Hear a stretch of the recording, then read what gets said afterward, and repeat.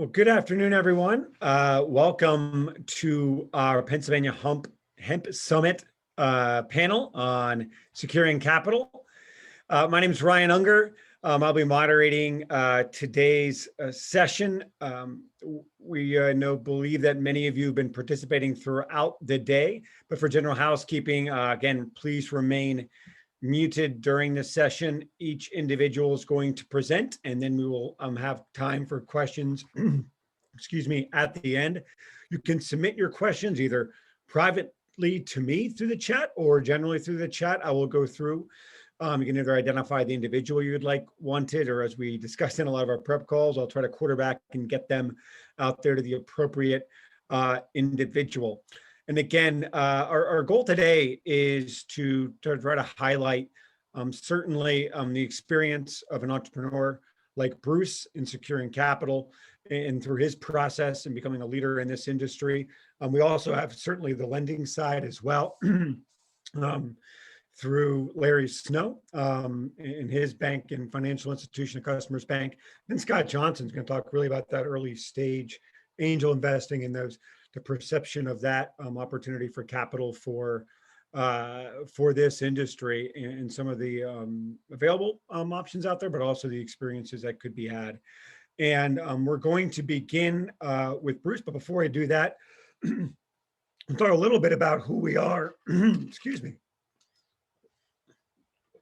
At Team PA. Team PA is the state's public-private partnership for economic and workforce development. We're co-sponsoring this, the Department of Agriculture. We've been involved in working on bridging the gap between agriculture and economic development since Secretary Redding came on board in 2014 with the Wolf administration. We've been around for 20 years.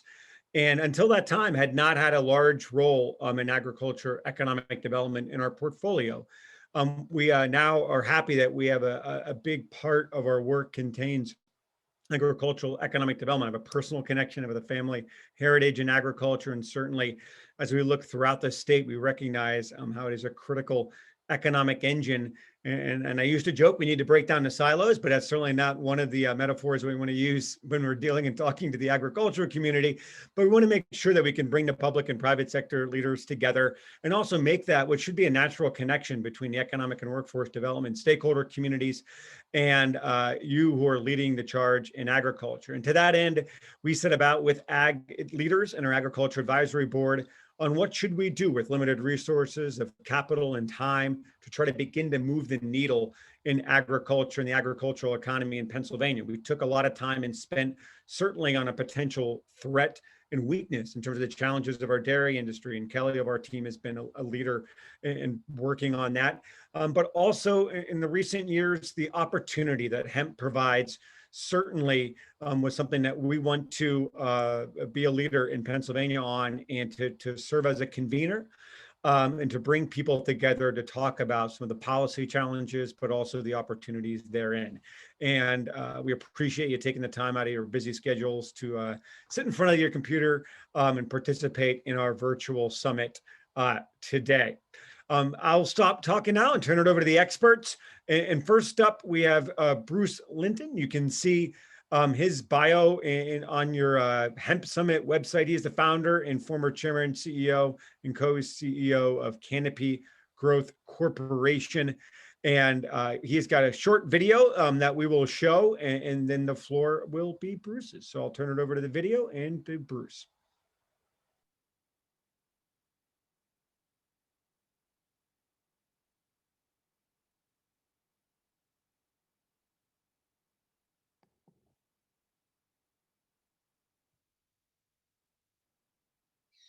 And we should be clear, Bruce is not running the video. Yeah, PSAV, you guys should be able to run that video. We sent that over.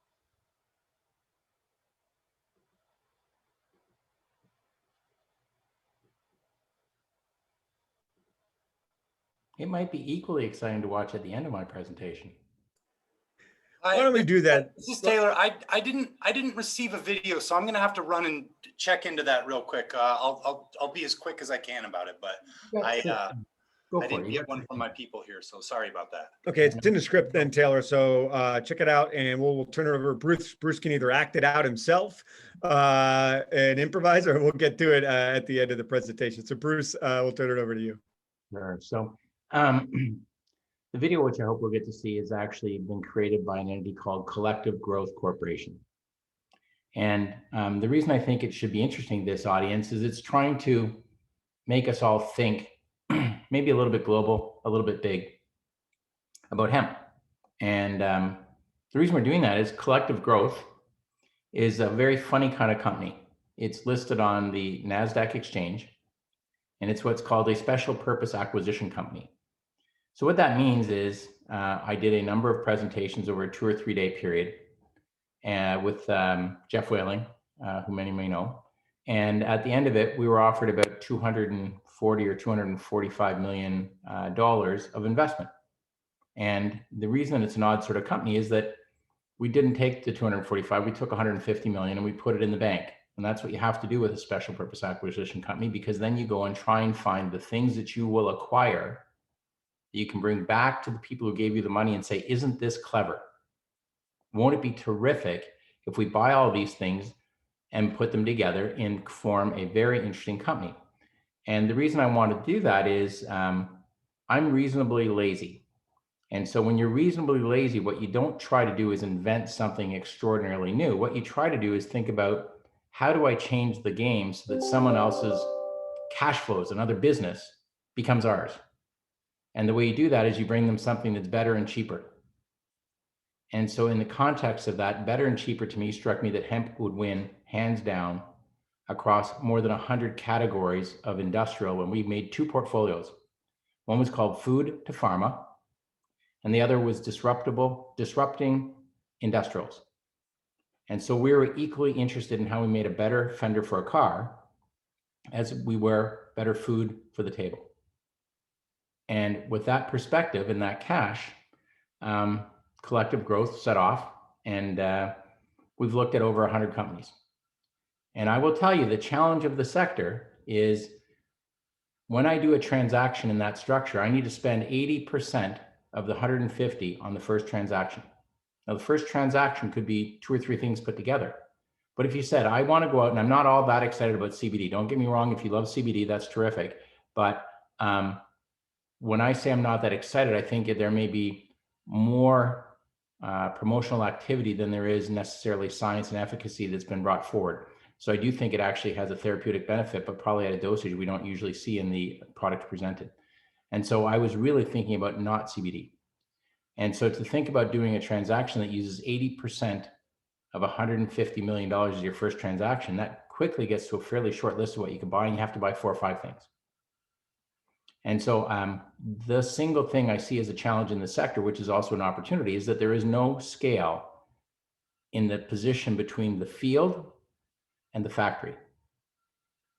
And the reason I want to put capital to work is if you can convert a field crop into an input for a factory, whether it's displacing HDPE pellets or fibers that mesh well and maybe compete with or collaborate with carbon fiber, if you go through that whole thing, the place I want to occupy is right between the field and the factory. And I want to do it in proprietary ways that turn every aspect of the plant into monetized value. And so if you can do that, if you can make a financial return from the entire plant and forget about CBD, by the time you get to that part of the plant where you could derive CBD, you already have a very large business that's very profitable, which means I would be able to take a small portion of my profits and extract CBD. So I'd still be a profitable business before I had CBD, which means kind of, if I wanted, I have free CBD. And so I found it highly competitive to have a free input relative to one which has a price. And so that's what we wanted to do. Now, SPACs, the special purpose operating company or acquisition companies, don't have to buy something. So what happens is you're constantly getting presented all kinds of other deals.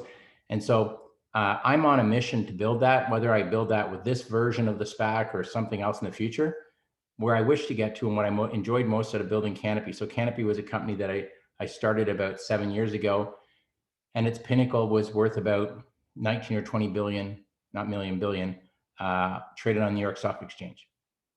And what I enjoyed most about that business was taking people on tours of the various factories in which we converted things into things they'd never imagined.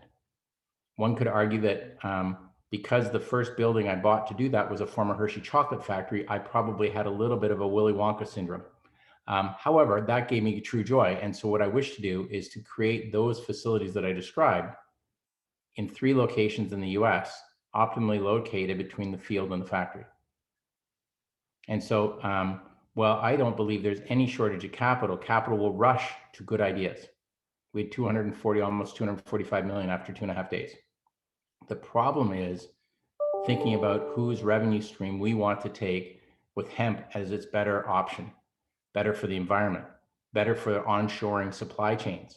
Like COVID should scream onshoring supply chains, which hemp is an option for. And so that's kind of what we're up to. collectivegrowth.com is the URL. And if you have a chance, do check it out, because perhaps the video will pop up there versus where it might be right now. Is that sufficient, Ryan? Oh, did I lose Ryan? Yeah, that's good. Taylor, I don't know if man, my internet connection's unstable right now. I don't know what's going Well, you're having bad luck, Ryan. You're choking. on here now. Yeah, I'm downloading the video right now. I'm not sure why it didn't get uploaded, so it's downloading right now, and I'll have it ready very shortly. Yeah, so maybe I'll end up getting the job of being the opening act and the closing act, and I'll hand off to the other people. We can watch the video at the end, so we buy the poor AV guy a few more minutes to not be panicked. Appreciate it.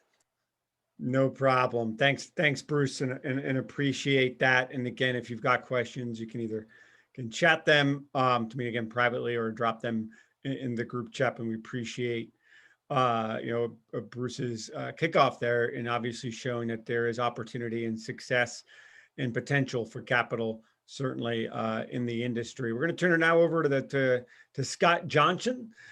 Scott is the entrepreneur in resident with the Ben Franklin Technology Partners, which really are the service providers in Pennsylvania for early stage startups and companies. I have a great track record. I have several board members where they're active or actually one of being a result of the Ben Franklin Technology Partners. So a great legacy and history in the Commonwealth. We appreciate Scott taking the time this afternoon to speak to us, and I'll turn it over now to Scott. Okay, thank you, Ryan. Let me just share my presentation out here.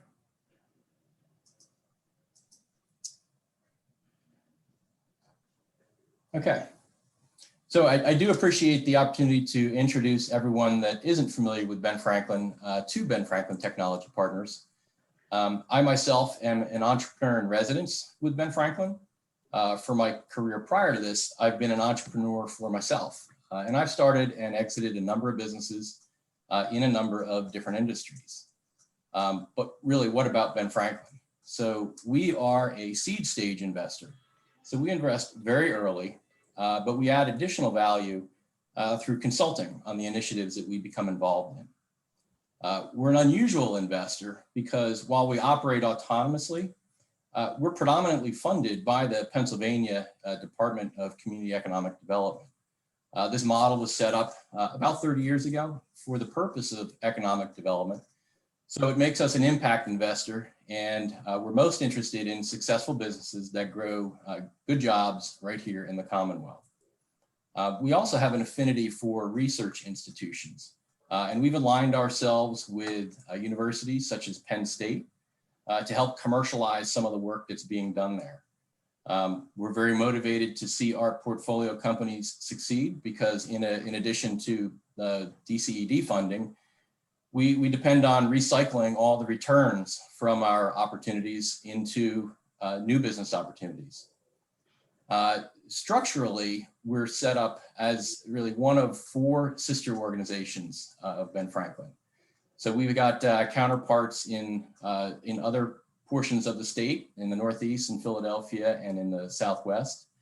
The central northern Pennsylvania, of which I'm part of, actually covers a pretty big swath, 32 counties, So there's an awful lot of green here, hence we like ag. So as a seed stage investor, our investments are very high risk. And this isn't because we speculate on the moonshots, but really because we invest so early, literally from ideation to initial market traction. We aren't competing with the other sources of capital in the market, banks, institutional, or equity. We're actually working on the front end in many cases to de-risk it so those parties become excited to get involved. And it pays off. So the success rate of startups that we work with is several times higher than the average. And that success rate, I think, is in large part because we dig into the challenges of startups. We become actively involved in solving the problems, and the problems of funding, the problems of lack of knowledge, the problems of limited bandwidth, and initial market adoption. But the funding is the part that's most commonly associated with Ben Franklin. It happens to be sandwiched between, I think, two additional pieces that I would suggest are even more important, but we'll get to that. So first, to talk about the funding, we're industry agnostic. So even though this is really a hemp-focused session, we invest in ag tech, but also in ed tech and fintech, really across the board, anything from software to manufacturing. The investments that we do on a phased basis, on a rolling, generally quarterly releases. And our investments often begin at a scale of maybe $50,000 to $75,000, but they get larger as the company progresses and as the requirements increase. And it's not uncommon that we commit up to $500,000 or so to the right opportunities. But in all of these cases, we do require match. We want to make sure that there's a sufficient commitment and that our commitment has a multiplying effect to the overall initiative. And in almost all cases, we actually, the vehicle that we use to invest is a convertible note. So it's a hybrid debt equity, but it is subordinated, it's non-recourse, it's very friendly money in that sense. And we convert to equity only in the event of specific transactions where someone else is coming to the table to establish value. But in addition to that funding, we champion innovation and we advise on the early stage execution. And it's these other elements that have disproportionate value, I think, in helping the young companies to be able to move quickly and to be able to do so confidently. So in terms of championing, and I mentioned that our involvement sometimes begins at the stage of ideation. So we've got several initiatives that are geared specifically towards, validating ideas, such as our boot camps and our contests and our learning programs. And, those programs not only validate the ideas, but they help establish a working relationship with these young companies. Ironically, sometimes we help founders conclude that there isn't an opportunity. And that's a success if we can help them preserve their resources and energy for the next big idea that really is the big idea. But in all cases, we do seek to establish that level of trust so that when the startups do need real money, we've already got a meaningful head start on that relationship. So we operate at a stage of company's life where lots of things are not rosy and almost nothing goes according to plan A. So we get that. And the startup teams that recognize it's to their advantage to be transparent and leverage our resources in helping them navigate that are much better off. At the other end of the spectrum, post-funding, we augment the capital with intensive management assistance and training. So Ben Franklin not only makes investments in the companies, but we also invest heavily in the teams to help lead those businesses by coming alongside them with management consulting services, operational assistance, mentoring, and networking opportunities. And as I mentioned earlier, we are an impact investor funded predominantly by Pennsylvania DCED. So it's unsurprising that we're focused first on enabling Pennsylvania startups to access the resources that they need to create high-paying Pennsylvania-based jobs. But our thesis is that establishing innovative, thriving, profitable businesses is the best way to make that economic benefit sticky. But with finite time and money, like everyone, we need to be selective. So we evaluate our investments along six key criteria. the first of which is that impact. And as Central Northern Pennsylvania, we're focused on the 32 counties in our area.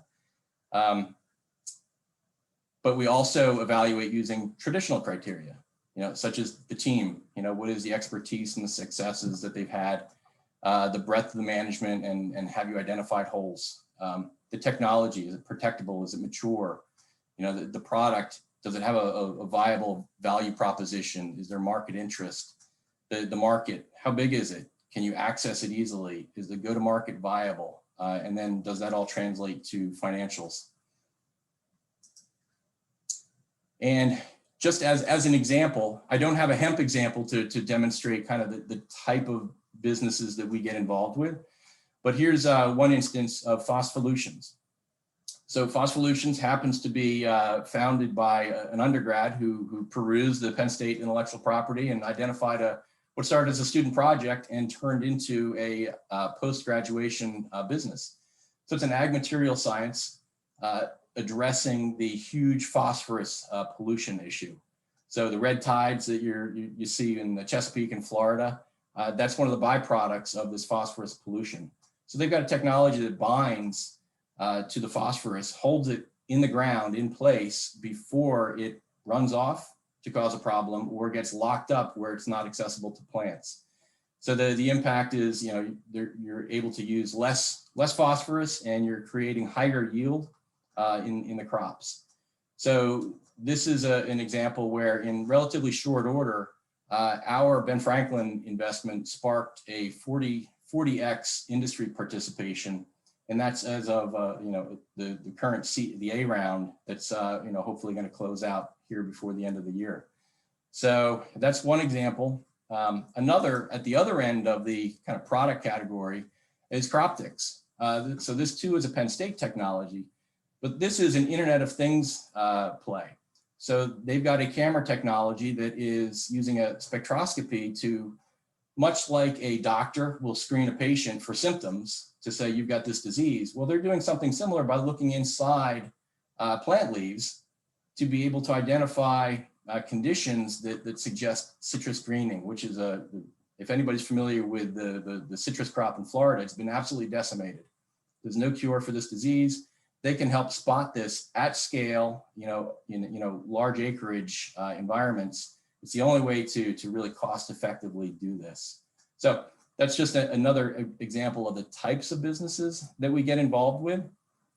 So, to summarize, we're able to put a relatively small amount of investment capital to use, but have a huge impact because of the way we wrap the early stage management and decision-making assistance. So as the ecosystem develops around hemp and the related products and services, we're looking forward to expanding the impact to that area as well. And that's all I've got. So thank you. No, thank you, Scott. Appreciate it. Appreciate you jumping in there. And again, if you have questions, please reach out through the chat module here, and we can also get to them at the end. Next up, we have Larry Snow. Larry, if you looked on your program, it said Tony Capaldi, but Larry's stepping in for Tony. And again, going to give that lender perspective. I know Customers Bank has been at the forefront of this and been a leader. And I don't know the exact number, but I know when we talked on Friday, Tony talked about the number of hemp investments that were made and supported, and they've skating to where the puck is going to be is what they've done, and we appreciate their support today, and also certainly giving an opportunity to talk about their perspective as well in this capital session. So Larry, the floor is yours. Hey, thanks, Ryan. I do apologize for Tony. He is our hemp specialist here at Customers Bank. He had a small family emergency last evening that rose up, so he asked me to step in his place. I'm going to be walking through his presentation that he would have made. Fortunately, for the first year of our hemp program here at Customers Bank, I was actually the hemp specialist, so I have on-the-ground experience that has been turned over to Tony. So I believe that I'll be able to speak somewhat well, rationally, if not intelligently, to things here at Customers Bank and what we're doing for the hemp-related businesses.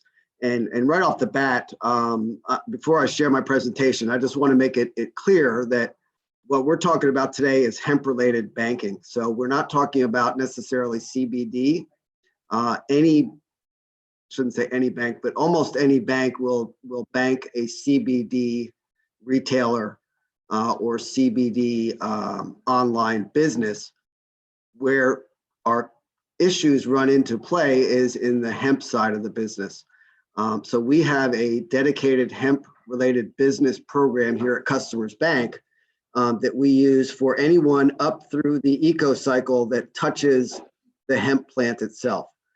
So from seed to store, all the way through, we service all of those different clients throughout Pennsylvania and New York currently.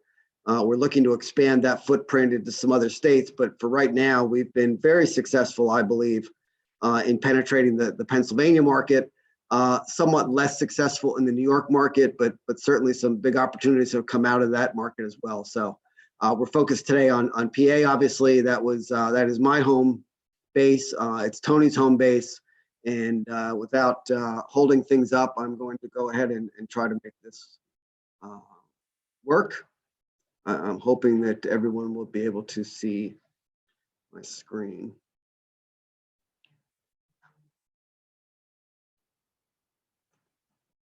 Are we up and running?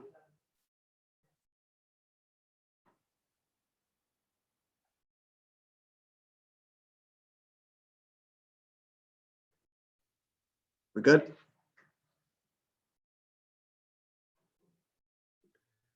Yeah, Larry, we can see it. I think we have it in that presenter mode again. So I don't know.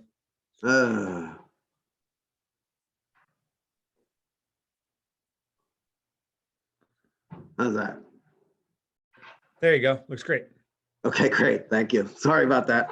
Again, I'm some reasons they don't let me touch this stuff, and there's usually a reason why. So I apologize. So who we are? Customers Bank is an $18 billion asset size bank headquartered in Phoenixville, Pennsylvania, with markets throughout the Mid-Atlantic, offices in New York, Pennsylvania, New Jersey, Washington, D.C., Chicago, and probably one of the biggest banks that we like to say that nobody's ever heard of. We did an awful lot of the PPP funding back a few months back that grew us from about a $11 billion to an $18 billion bank in the span of about 6 months. So it was an exciting time. Our approach to banking is really what we call a single point of contact. So if you are one of our hemp-related business clients, any questions you have, whether it's on the deposit side or on the loan side, or personal banking even, Tony Capaldi would be your single point of contact, and it's his job to then go and find the answers to the questions that you have, as opposed to you jumping around the different phone numbers and different people and trying to get your answer. So that's really our ballywick, if you will, is the single point of contact for these clients. And again, we have a specific hemp-related business profile that we provide to clients in Pennsylvania and New York. We like to say that we have dedicated bankers who know the industries. I can tell you, when I first got into this, I listened to just about every podcast on Lancaster farming that Eric had put out, and learned a ton of knowledge from those podcasts. I encourage Tony to do the same thing, and I think that he has come along incredibly quickly based upon both the knowledge that is shared in that podcast, as well as the knowledge that is shared among our different clients that we have. We have clients that are farmers, we have clients that are processors, distributors, and retailers. So we run the entire ecosystem of clients and are able to, at times, be able to bounce ideas off of each other and our client base in order to grow the knowledge base that we have. One of the things that I think makes Customers Bank interesting is that we have a dedicated compliance team that has a real true interest in making hemp-related businesses work in Pennsylvania. So as compliance sometimes gets a bad rap in banks. I know I've given compliance some bad raps at times. That their first answer is always no. We have a compliance team that from the very beginning has been always looking for the answer of yes. How do we make these loans possible? How do we get these clients to be our deposit relationships? And what do we need to do internally, and what does the client need to do externally in order to stay within the guidelines of the Fed, the guidelines of the state, and the guidelines of the banking regulators to be able to support and encourage and grow this segment of the market. And again, they've done a phenomenal job in growing their knowledge base because again, this is something that is in infancy that, like everything else, changes over time. And certainly between last year and this year, there was a lot of changes at the regulatory level that we had to step up our game on to make sure that we were keeping our clients and ourselves on the right side of regulators. So having that dedicated team, that is all they do is our hemp-related business banking, makes it much quicker facilitation of our clients when they're borrowing money or depositing money. And that's really our single goal, is to make it easiest for new businesses to be able to get the funding that they need. And once they get the funding, to be able to maintain that and work their business efficiently in order to spend more time on growing their business and less time on worrying about their banking. So one of the things that I will say is that we love Ben Franklin Technologies, because the clients that we have run into, and not just in hemp, but across the board, always have great business plans, are always have great advisors, know what they're talking about, have all answers to a lot of the questions that we have when we're trying to lend out money. And so I will give props to them for having brought us opportunities that look real good from the get-go. So thanks, Scott. I appreciate that. As far as what we do to achieve technologies for the benefit of our hemp clients, one of the areas that we have been able to step up is the mobile banking.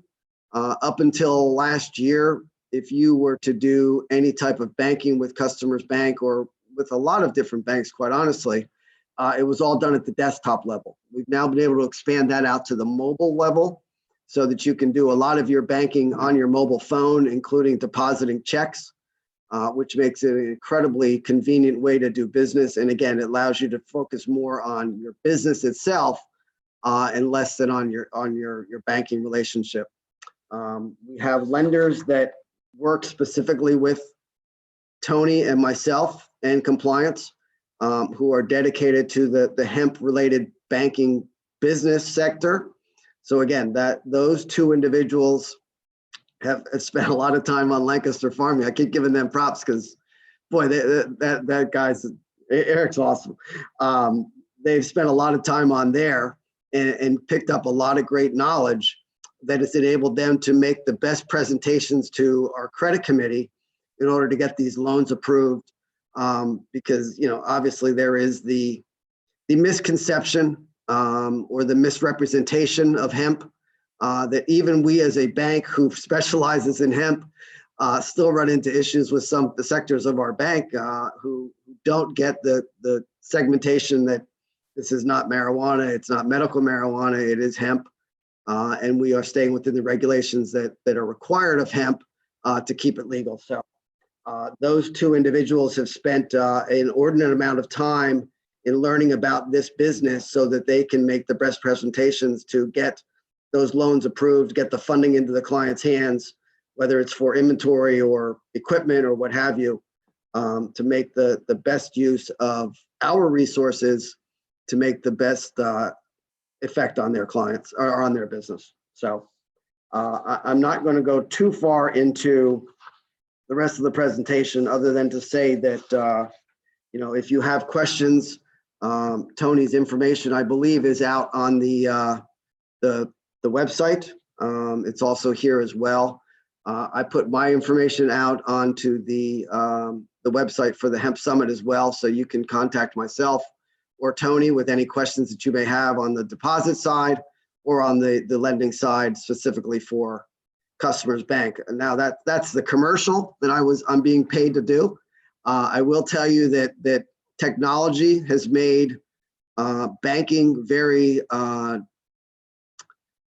level playing field. It used to be that only the biggest banks could offer technologies with APIs and with different interfaces that are available through our core banking products. I think almost any bank in the country can offer pretty much all the same services and products. So it really boils down to A, do they understand this business line? Are they comfortable with it?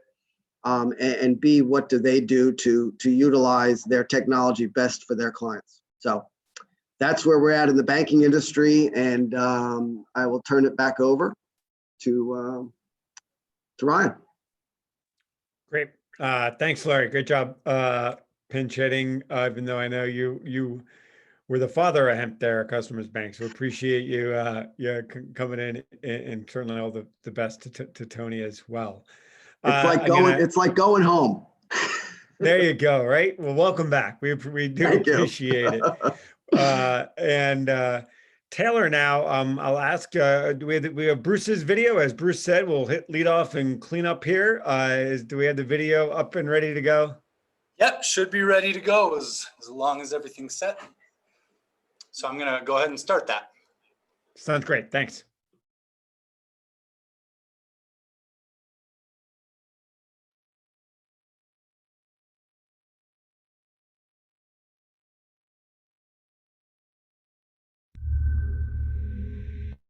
We stand at a crossroads. The demands of our modern world have taken a toll on the environment, pushing delicate ecologies to the brink of collapse and endangering the complex systems we've developed to meet our needs. Recent crises have starkly demonstrated how vulnerable these systems are. When the global supply chain is broken, consequences at home can be dramatic. What if there were a sustainable, domestically grown resource? One that could provide everything from food to medicine to industrial materials, auto parts, green concrete, bioplastics, paper, and more. There is. It's called hemp. Hemp won't get you high, but it looks a lot like its recreational relative. It was a staple crop in America for hundreds of years for ropes and sails, seed and oil, paper, and textiles. In 1937, Popular Mechanics named hemp the first billion-dollar crop, referring to the plant as the standard fiber of the world. In 1944, there were 1 million acres grown for the war effort throughout the heartland. But political pressure caused the crop to be prohibited, stopping sustainable progress cold and paving the way for a century of fossil fuels and rampant deforestation. But hemp prohibition is over. And now we know that so much more can be made from this plant. Auto parts without fiberglass, paper without deforestation, biodegradable plastics that won't choke our oceans, a building material lighter and stronger than concrete without dangerous chemicals, ideal nutrition, a world of possibilities in medical science. A thriving agro-industrial complex based on hemp is not a dream. Europe's regional model is now $1 billion industry and growing fast. The American consumer is ready for hemp, ready for products and practices that don't destroy our environment. With the passage of the 2018 U.S. Farm Bill, this sustainable natural resource is fully legal, and the time to grow is now. This is a promise that will let American farmers and manufacturers prosper from a versatile crop that once flourished in this very soil. A cash crop that can serve food, fiber, construction, energy, plastics, and cannabinoid markets. As industry leaders break ground in the U.S. on commercial-scale processing facilities, American hemp is poised to disrupt virtually every non-renewable industry. Hemp, America's next natural resource.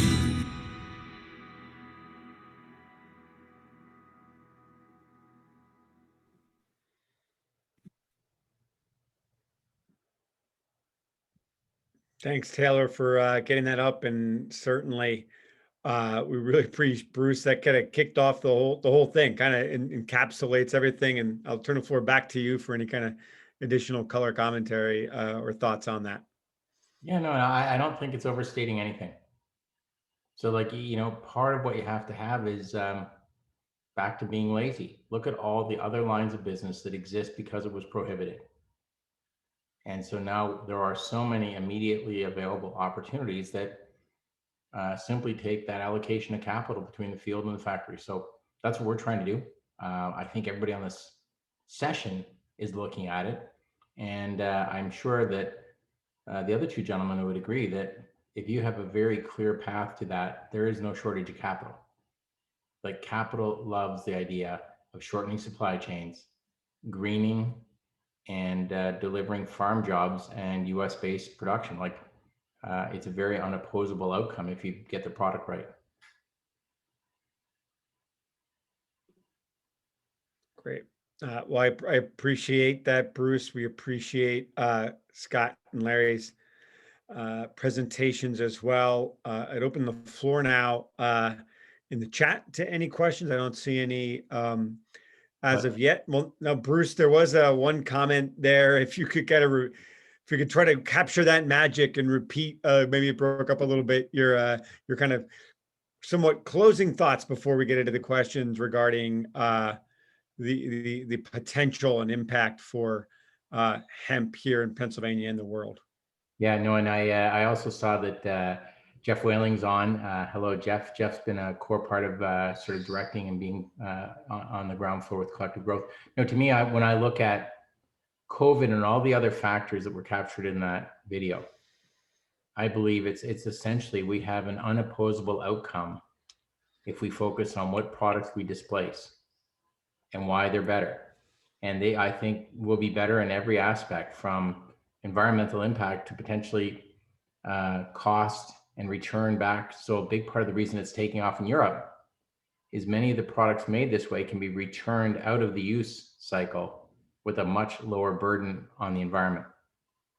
And so we're going to talk about it's better for farmers, better for supply chain, and better for the planet both ways. First, growing the crop is way better in CO2 capture, and returning these products to an end of life cycle is way better. That is a great position to displace the other hydrocarbon-based, other high impact negative products. Thanks, Bruce. Question in the chat then there for you, Bruce. Can you speak further on the subject of hemp composites? What are your principles on natural versus epoxy resins? Yeah. So it's a good question, because you'll have somebody that says, I have like a hemp pellet that can go into an injector molder. What it is it's a sprinkling of hemp and then pretty much all the old same crap. That's not a very defensible position. So what we're looking at is a blend where for some of the fibers, how do we wean people off of fiberglass and some of these very, I'll call them heavy impact, shadow oriented offerings? How do we move all the way across that spectrum so we collaborate maybe with carbon fibers, make them better, stronger, lighter? And the end goal we're talking about in that world is, how do you make, say, an electric car lighter? If you can make it lighter, then it can go further with the charge. And so then how do you start fitting into the technology of that car? And then as we go all the way across the spectrum, we have a couple of companies in our portfolio that we've sort of looked at and locked up that go all the way to be able to make an injection molding type pellet, which has none of the residuals of the hydrocarbon world. They're a truly plant-based offering. And so we're looking at that right through to some of the companies we talk to are saying, you know, solo cups are good, but how about if you could have them that they kind of disappeared after 6 or 7 days? Like, unless it's a super long party and you're actually drinking for 6 or 7 days constantly, that should not be a problem. And so there's a lot of things that land that way. And, you know, at the end of it, would you oppose a cup that disappeared reasonably rapidly after you used it versus can be here 1,000 years later? And so I think if you work you through this, there's a lot of intellectual property. It's either developed or being developed. And it just seems that what it needs is focus and then an endpoint in industry. Like, if you could go to any of the ones, you know, Jeff knows Patagonia well. You go to any of the automakers. Jeff has a car that's made in Europe that's about 21% made with hemp. It's called BMW. But if you wanted to get a car that's made exclusively in the US, it's about 0% hemp. And so there's obviously an opportunity for traction there, especially if it makes a better car that goes further on the same charge.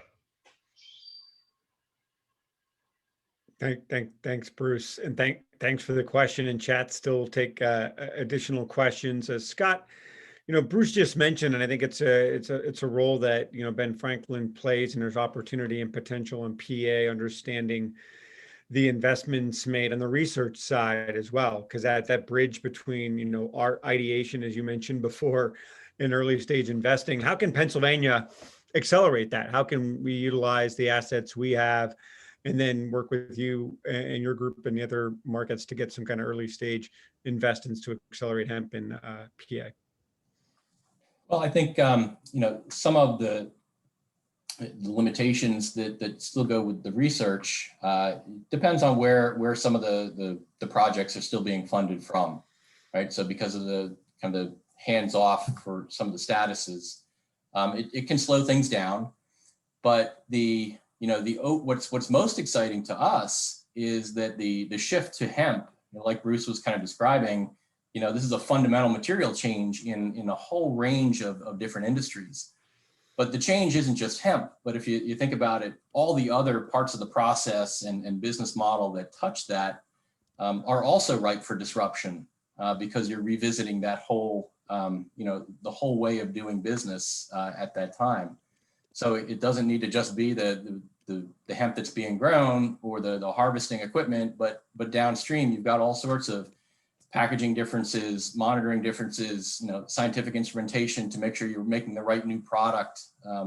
There's just a lot of other adjacent innovation that's going to happen. So I think that's where Ben Franklin can be most helpful because there's a same but different way to roll these businesses out that we've got experience either directly or within our ecosystem. And that's where, we can really help shortcut the learning curve where, fire hot. So, rather than relearning some of the pitfalls, we can really help somebody execute faster, even though the space is new. Great. Thanks, Scott. Again, remind folks they can drop questions for the group in chat if they have them. Larry, you mentioned in your presentation potential trepidation by your lending committee at times, maybe for hemp. And you covered it briefly, but if you want to expand a little bit on how you've been able to stake out what you believe is to be the market lead here in hemp, and why that is, and any kind of tips or advice for folks that are looking to enter. Certainly you'd want them to go with customers, I know personally, but elsewhere, how do you begin to make that, capital argument? I know the easy answer for me is just show them Bruce's video, because it's pretty darn good and pretty darn compelling, but expound upon that a little bit. Sure, thanks, Ryan. So one of the misconceptions, obviously, is that hemp is marijuana, and clearly, with the way PA and some other states have addressed the regulations and the strict testing that's been put in place to ensure that crops don't go hot. Clearly, some of the strains that have come out in the past few seasons also have made the potential for a hot crop less of an issue. And that always seems to be the biggest concern, other than the fact of having the business plan that proves that you can pay us back when we lend you money, is what happens if we financed a field of several hundred acres that suddenly goes hot, that can't be sold and has to be destroyed. So that's always been an issue that the lending side of the bank, and it's not just customers, it's most banks, are concerned with, obviously. And I think that the strains that have cropped up, no pun intended, the testing that has gone on, the stricter regulations that have been put in place by DEA and other agencies, have really brought to the forefront that going hot is much, much less of a possibility these days. than it was when a lot of us first started talking about hemp banking. So I hope that answers the question. Yep, absolutely. Appreciate that as well. Question in the chat. Start with Larry, but Bruce also has some experience here potentially as well. There's a question. Do you require crop insurance to lead or loan? To lend. Lend, I'm assuming it might be in there as well, Larry. Yeah, so up until, I guess, just the last couple of months, there was not any crop insurance. And if there was, it was incredibly expensive. Would we love to have crop insurance? Absolutely. But is it a requirement? Absolutely not. No. Again, the more we learn about this product, the less concerned we become with the issues that were first raised when we first got into this business. So yes, we would love to have crop insurance, but we do not require it. I was thinking about something totally different. So go for it, Bruce. Yeah, no, I'm not really good at usually I don't go on panels because I'm very bad at following an order. I feel very good about myself today so far. So to break out, if you thought about, imagine if accidentally Jeff Bezos was listening into this and you now care a lot about Amazon because you're him. Do you think that if every box they shipped out was made of hemp and an increasing proportion of their vehicles had a high percentage of hemp, all produced in America, they were electric, they were lighter. And the residual benefit of all of that first portion being used was that it brought down the cost of the hemp protein so that it dramatically and positively affected the status of health in the US, meaning it's a leaner audience as a result of having this Amazon kind of driven food product being put on the shelves super cheap. Do you think he would say, God, I would love to invest in that. I get to be more green. I get a residual benefit out of my action. They're migrating. So I just put this out there because I find that if you create a big idea or a big problem, both of them attract capable people to solve them. Little problems, little ideas.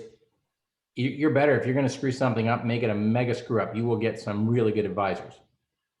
And so I throw that in just, I think we got to start selling big ideas and then doing the work behind to fulfill them. And I just put that one out right now because in the background, you may or may not have heard that a Amazon delivery just arrived at my house. And so it just makes me think it's so easy marketing for what we're offering. No, I think it's a great point. And I don't know if a lot of people realize, but there are more Amazon logistics centers here in Pennsylvania, certainly anywhere else on the East Coast, and is a major hub and a big opportunity. And certainly the new Seattle hockey arena, I'm a hockey fan, if you saw, is the Climate Pledge Arena. Amazon bought the naming rights and then transferred over to Climate Pledge Arena because of their massive investment. So I think you do have some potential synergy between some of the broader goals of companies like that. And I think you're right, you got to moonshot it if you want to try to make a difference, and certainly to try to take advantage of certainly Pennsylvania's unique market position, but also Amazon's aspirations. Sorry, Bruce. Yeah, I would say we will all have a much easier job selling hemp if we quit selling hemp. What we got to start selling is the outcomes that are a result of the transference to a better, smarter, now available, amazing crop. Nobody buys hemp. Nobody buys freaking fiberglass. They buy a fancy Corvette. So I just think that part of the thing I would add as a sort of wrap up point from my perspective is we're selling outcomes. And the one I described for Amazon is a textured outcome that has multiple societal benefits and a corporate benefit to them. And I think as hemp players, we got to get onto outcomes and away from the crop. And the crop will be fantastic. It'll be everywhere because of selling outcomes. Bruce, that's a great point, and it's an element that a lot of small companies really focus on. That they it's been your baby for so long. The product is the business, when it's really it's the value that you're delivering. And whatever words you need to use to describe that, to convey it to the customer, that's what you're really selling, right? So very true. It's not the product, it's the value. Good. Well, Really good comments in the chat regarding, again, following on Bruce's lead about thinking bigger, and also I think, certainly we're focusing on one piece of the infrastructure here on capital, but it's that broader, thought process and infrastructure within, whether it be the climate or sustainability discussions and arguments, and how like that being again what we want to accomplish, and certainly seeing this as one critical avenue that can help us accomplish those goals as well. And again, we'll allow everyone a little bit of chance for any kind of closing comments. I know Bruce, you teased you, that might have been it, but I'll give you another swing here. But we'll start first with Larry. Any kind of closing comments for today's session? My only closing comment would be that we are all in on hemp, from seed to store and everywhere in between. We really believe in the product. We believe in the opportunities. We have seen from this summit and last year's summit that there is a huge interest and a huge demand. I do see a comment from Brad about the need for the infrastructure and the product demand. We also believe that that is a role that we can play for investors who are interested in getting into the middle of this eco cycle. So we are all in and looking forward to what's to come for hemp. And thank you very much for the invite, and we appreciate all that Team PA is doing. Thank you, Larry. Thanks for the time and presentation. Scott, any closing comments? Yeah, I guess one, in starting new businesses, people refer to, find the smart money. And we're often thinking of equity money, that investor. But, even from personal experience, that applies to banking too. So with what Larry is describing and their, familiarity and comfort in this line of business, should not be undervalued. I've had lending relationships as a manufacturer as I morphed into selling software, and it was like a fish out of water, for lots of different reasons.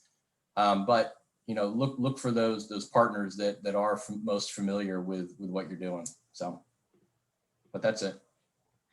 Great.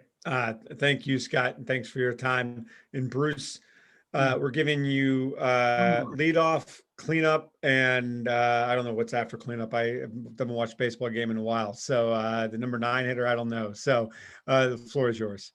Yeah, so thank you. I would say that I began talking about collective growth and raising capital. And the people who offered the $245 million may have taken the meeting in part because I was involved, but they didn't decide they wanted to put capital into it. What we explained to them was what our imagination thought was possible and what our industrious nature might turn out to make true. And every one of them, who many were sitting in, New York apartments and things, engaged as we got into the areas we could disrupt and why there were multiple, like not a single bottom line win, multi-bottom line wins in terms of environment, et cetera.